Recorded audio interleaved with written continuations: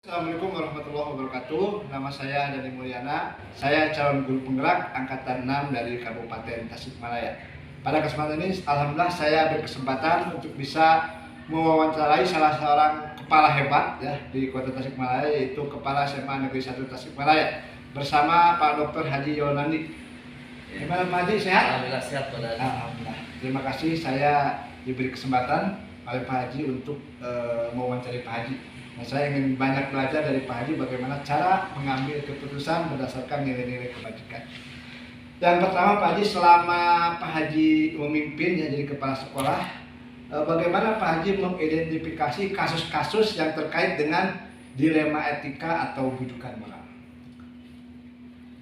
Baik, memang ini tidak mudah ketika berhadapan dengan permasalahan seperti yang disampaikan Pak Dani tadi. Itu apakah dilema etika ataupun moral. Tapi ini sesuatu permasalahan yang memang harus dihadapi dan itu pasti ada dan itu sudah biasa saya hadapi untuk hal-hal seperti ini. Yang perlu dipahami bahwa semua itu tidak bisa tergesa-gesa itu diputuskan. Itu harus ada check and check, harus benar-benar harus tahu faktanya. Dan ingat bahwa semua keputusan nanti yang dihasilkan, poinnya adalah pastikan masa depan anak terjaga.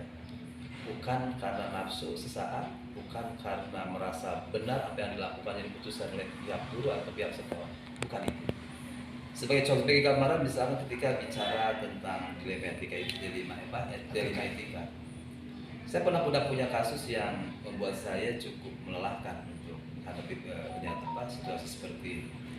Misalnya ada anak yang harus tidak naik kelas disebabkan oleh nilai di bawah KKM lebih dari 2 mata pelajaran, dan ada anak yang juga tidak naik kelas gara-gara poin pelanggarannya sudah di atas 150, artinya ada kasus khusus yang menimpa. Nah, ini dilema yang sangat luar biasa buat saya sebagai kepala sekolah untuk memutuskan apakah dia naik atau tidak.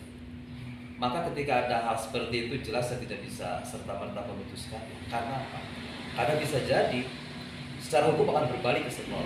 Maka ada beberapa hal yang saya lakukan. Pertama, saya akan pastikan bahwa informasinya lengkap dan memang akurat. Seperti contoh tadi kasus nilai. Ketika nilai katanya di bawah maka itu ada lebih dari 2 mata pelajaran, saya cek untuk guru di mata pelajaran tersebut. Dan saya harus pahami hukumnya. Karena apa?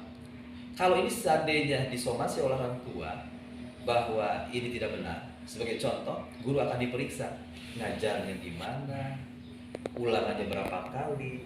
Ketika ulangan kan ini tuntas nih, apakah ada remedial teaching, remedial test, dilakukan enggak? Ini kan sesuatu yang memang harus hati-hati. Jadi saya tidak bisa serta-merta. Kemudian dalam penilaian apakah betul sesuai dengan tujuan pembelajarannya, target pembelajarannya, ada yang disampaikan sesuai atau tidak. Ini kan jadi berat ketika itu tidak salah. Makanya kita akan cek di lapangan. Di sisi lain ketika Anda berhadapan dengan kasus anak yang konon ada situasi atau ya kalau nakal gitu, maka saya pun akan ngecek faktanya apa.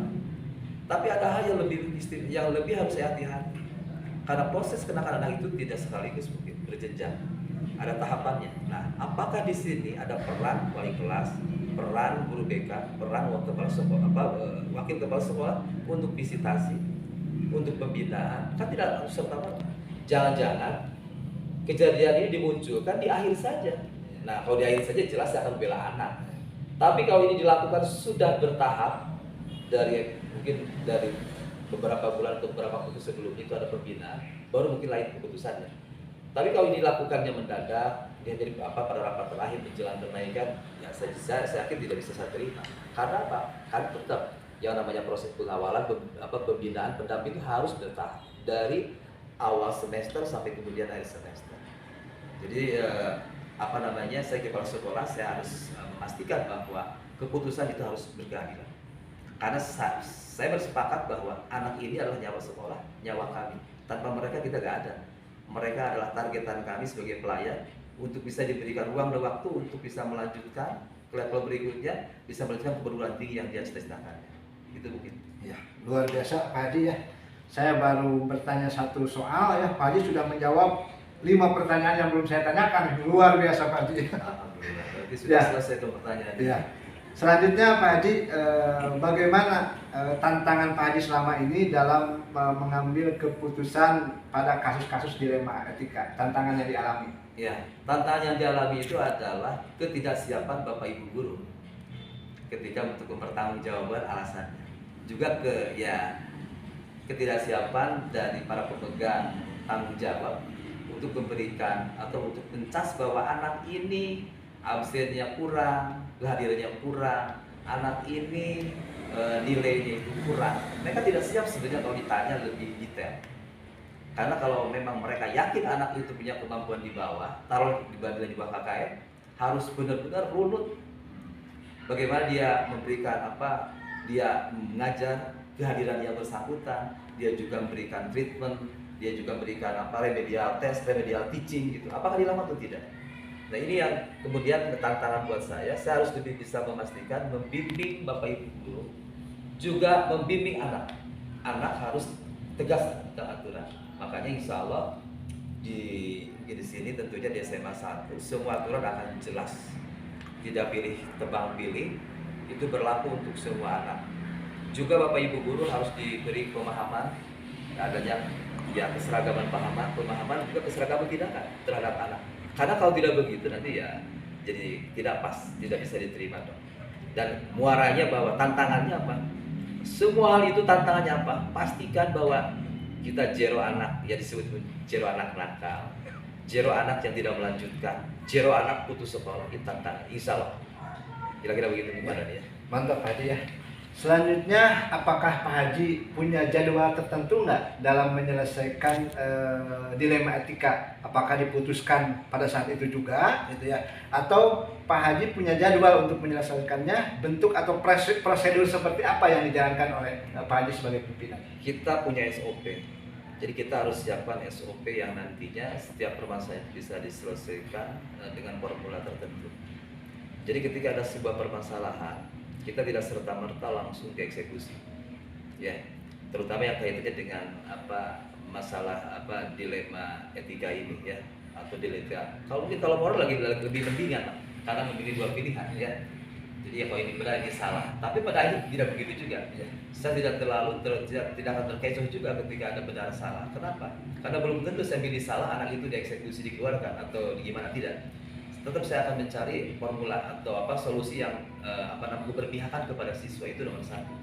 Maka SOP-nya adalah pertama, ketika ada permasalahan ini kita duduk bersama, yakinkan kita akan membereskan masalahnya dengan dua komitmen. Satu, yang akan diurus anaknya, percayalah mereka akan dipantaskan. Dan kepada Bapak Ibu guru yang akan mengurusi masalah ini harus objektif, tidak boleh subjektif. Kemudian langkah berikutnya apa? Kita akan kalau memang ini proses memerlukan fakta, memerlukan data, maka kita berikan ruang dan waktu untuk pengumpulan data itu. Dan kemudian tetap kita ada pertemuan yang menghadirkan beberapa pihak terkait, dan pada akhirnya baru kita bisa membuat sebuah keputusan. Selanjutnya Pak Haji, apakah ada seseorang atau faktor-faktor apa yang selama ini mempermudah atau membantu Pak Haji dalam menyelesaikan kasus-kasus dilema etika? Yang membantu saya adalah tentunya pertama, yang kalau bicara orang, ya wakil-wakil saya, wakil kepala sekolah, karena mereka berkomitmen bahwa mereka punya serangkaian mereka punya komitmen untuk loyal atas semua kebijakan yang saya buat. Tapi semua kebijakan yang saya buat tidak terlepas dari komunikasi dan kolaborasi semua komponen yang ada di sini. Jadi kebijakan yang saya buat lain dari sinergi semua orang yang ada di sini, yang nanti akan melahirkan banyak kebaikan dan manfaat. Kira-kira begitu. Terakhir Pak Haji, dari semua yang telah disampaikan, kira-kira pembelajaran apa yang dapat dipetik oleh Pak Haji, pengalaman Pak Haji dalam mengambil keputusan terkait dengan dilema etika? Hikmahnya mungkin buat saya, pengalaman buat saya, bahwa saya sebagai kepala sekolah harus bisa mengayomi baik anak yang mungkin diprasangkakan bersalah tadi maupun Bapak Ibu guru. saya harus pastikan bahwa semua keputusan saya itu akan memberikan kebahagiaan lahir batin bagi semua warga sekolah, sehingga semua merasa diuntungkan dalam hal apa? Kita adanya kebersamaan, adanya kekompakan, dan ada rasa memiliki. Sehingga pada akhirnya semua sepakat dan menerima sekolah ini akan menghadirkan sekolah yang bermanfaat, layanan yang berpihak bahwa semata-mata untuk anak, dan sekolah ini sekolah yang milik kita. Semua orang rindu untuk hadir di sekolah ini. Bapak Ibu akan selalu hadir bersemangat untuk mengajar, dan anak-anak atau orang tua mungkin selalu berusaha menitipkan anaknya di sekolah ini. Luar biasa Pak Haji, terima kasih atas waktunya. Saya dapat belajar banyak hal dari Pak Haji, bagaimana cara mengambil keputusan berdasarkan nilai-nilai kebajikan yang berpihak kepada anak, kemudian berpihak kepada nilai-nilai kebajikan, kemudian bertanggung jawab terhadap konsekuensi yang dihasilkan. Terima kasih Pak Haji Ya, atas sama-sama waktunya. Pak Dani. Saya juga doakan Pak Dani sebagai kelak calon pemimpin luar biasa. Amin, amin. Nanti saya yakin Pak Dani sudah bilang segera siap-siap kalau lulus nanti. Mudah-mudahan saya yakin lulus. Siap mendapatkan SK di kepala sekolah. Amin, amin. Artinya selevel dengan saya, sama-sama nanti menjadi kepanjangan Pak Menteri untuk menghebatkan anak-anak. Siap Pak Haji. Insya Allah sukses Pak Dani. Nuhun, Pak Haji. Lancar.